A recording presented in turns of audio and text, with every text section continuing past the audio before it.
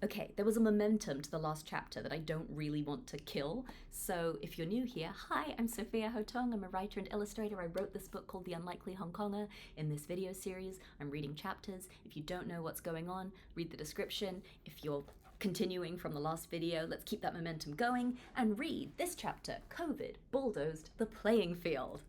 Let's go. I just need to breathe. Okay. The pervasive ubiquity of quarantine hobbies eased the self-scrutiny and self-criticism of my own creations. What's more, the pandemic also bulldozed the playing field at work. Forced into quarantine, offices went online. Microsoft Teams, Zoom, Slack, Google Hangouts hosted the working world. For someone who had been out of public spaces for so long, I suddenly felt as though I was back in. The superfluous, mundane parts of work life hindered me.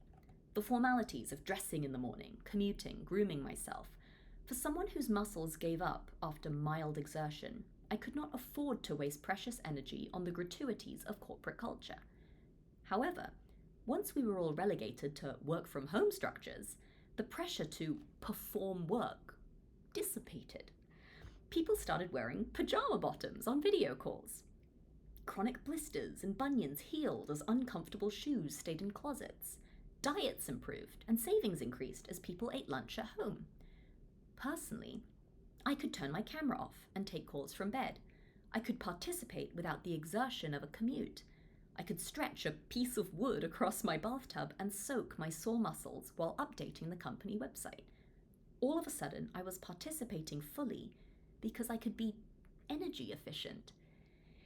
The same went for getting my art off my iPad and into the world. I imagine that during more precedented times, I would have had to exhibit my art physically in some gallery space. I would have had to go to events to schmooze and pocket business cards. I would have had to expend energy that I did not have. My illness would have alienated me from these opportunities. But quarantined, nobody was out and about. No one was putting on exhibitions or hosting gallery openings. I was competing on a more level playing field. I could schmooze and plug and exhibit online because online was the only place to be. So I did. And it worked. Ooh, okay, now we're going somewhere. I'll see you next week. Week? No, I'm filming these all like right now. I'll see you next video for Be Useful or Else. Catch you later.